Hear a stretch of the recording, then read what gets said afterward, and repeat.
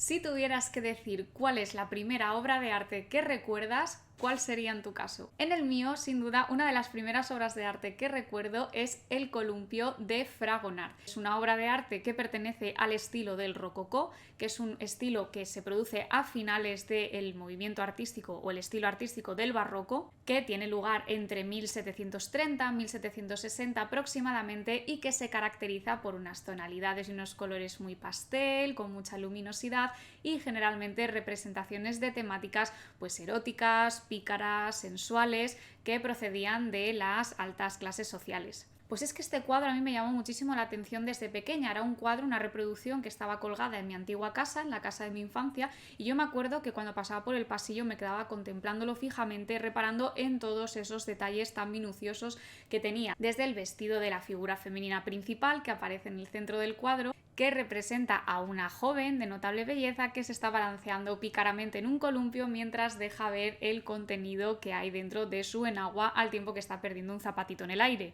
El columpio lo está balanceando un hombre mayor por detrás de ella, que se dice que ese hombre seguramente se podría tratar de su marido, mientras que abajo a la izquierda aparece un joven mirando dentro de las enaguas con cara de sorpresa. El marido de la chica queda relegado a un plano de sombras, un personaje que no es muy importante dentro de este cuadro, mientras que el foco principal lo tiene la joven que aparece en el columpio y en menor grado el joven que está visualizando la escena con mucha picardía. Entonces este cuadro, pues lo que os decía antes, tiene un algo entre la vegetación, esa profusa que rodea la escena y que hace como de marco vegetal con tantas plantas y especies vegetales diferentes, ese foco de luz que justamente se cuela entre la naturaleza para alumbrarla ficticiamente a ella, la aparición en el margen izquierdo del cuadro de una escultura de Cupido que representa el amor, ese flechazo que todos alguna vez hemos sentido a lo largo de nuestra vida por una persona y que curiosamente aparece haciendo un gesto de silencio con los dedos porque seguramente sea una metáfora de ese amor o de al menos esa atracción secreta que se está produciendo entre las dos figuras principales. Se trata de una escena que por supuesto no representa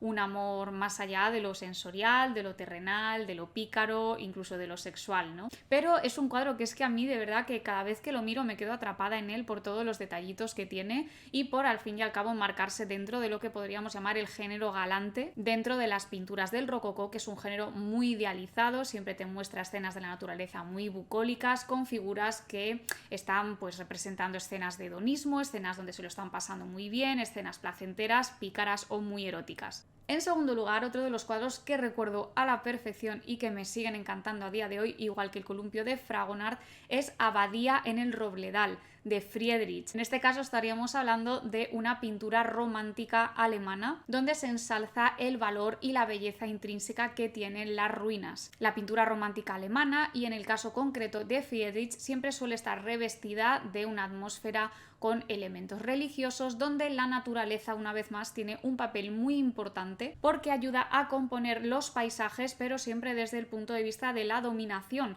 La naturaleza engulle generalmente a las ruinas, a los monumentos e incluso a las figuras humanas que aparecen representadas. Tiene un papel muy importante. Abadía en el Robledal es un cuadro concretamente de 1809 y se trata de un cuadro que, de la misma forma que el columpio tenía algo como muy magnético por todos esos detalles, pues Abadía en el Robledal para mí tiene algo extremadamente melancólico, algo que es como muy sutil de captar. Tienes que tener, digamos, una sensibilidad estética muy concreta para apreciar el romanticismo como movimiento artístico, y es la cualidad o el valor que se llamaría dentro de la estética del arte de lo sublime, que es la cualidad estética que poseen ciertas obras de arte, especialmente las obras de arte del romanticismo, para provocarnos sentimientos exacerbados de grandiosidad, de elevación incluso espiritual a la hora de contemplar determinadas obras de arte. Una sensación que nos recuerda la inefabilidad, es decir, la imposibilidad de racionalizar algunas emociones que el arte es capaz de provocarnos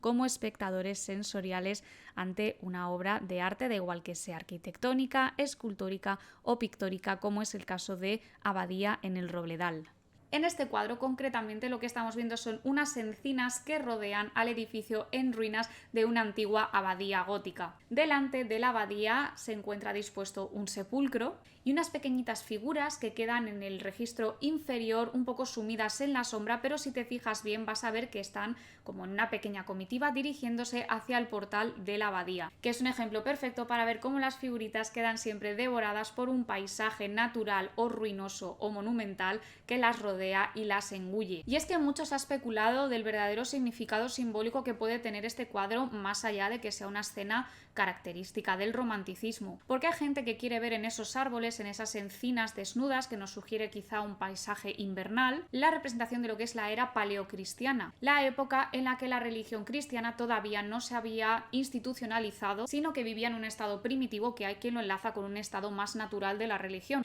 Y por otro lado estaría el edificio, la abadía gótica en ruinas, representando ya un periodo de institucionalización religiosa, pero ciertamente decadente, porque está representando el edificio en ruinas, como de una época ya pasada y de un esplendor que ya se ha apagado. Por otro lado, la comitiva de monjes que aparecen en el registro es inferior que decíamos antes, que aparece en la penumbra, pues esos monjes se dirigen desde las sombras hacia un punto de luz que puede simbolizar también metafóricamente el tránsito de la vida terrenal hacia la vida eterna. Y como último detalle que me encanta de este cuadro, en el registro superior, donde vemos la zona más luminosa, hay un ligerísimo perfil de la luna que, como no, pues nuestro querido satélite siempre tiende a aparecer en la mayoría de pinturas del romanticismo. Y más allá de estos cuadros, que quería, pues someramente rescatar algunos de los detalles más importantes que quería comentaros, tengo la suerte de conservar uno de los libros que también abrieron mi interés o suscitaron mi interés por el arte, que es concretamente La pintura en el barroco, de la editorial Espasa,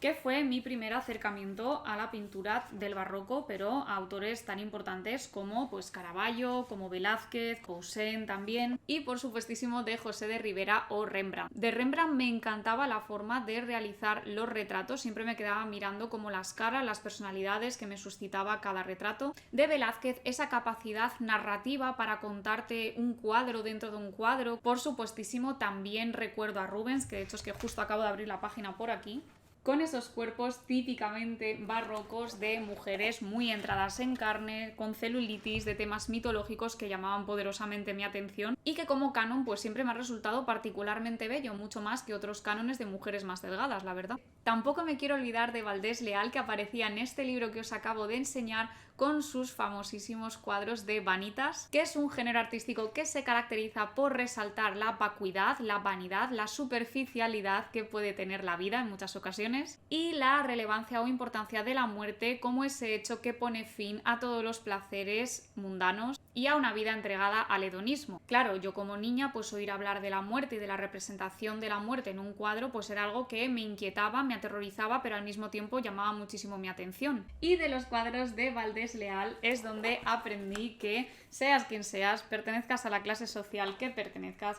la muerte es igual para todos, en algún momento nos llegará, así que es muy importante intentar no aferrarse demasiado a lo material, aunque por otro lado yo no estoy dispuesta a renunciar a ciertos placeres de la vida por mucho que Valdés Leal se empeñe. Así que nada, este vídeo ha sido realmente muy corto, pero quería contaros algo más de mí, de las primeras obras de arte que recuerdo, y me encantaría que en la caja de comentarios hicieras tú lo mismo. Me dijeras cuál es la primera obra de arte que recuerdas, cuál es tu obra de arte favorita y si tienes todavía por casa algún libro donde entraste en contacto con el mundo del arte directamente. Así que nada, nos vemos en el siguiente vídeo. Muchas gracias por verme y nos vemos. Chao, chao.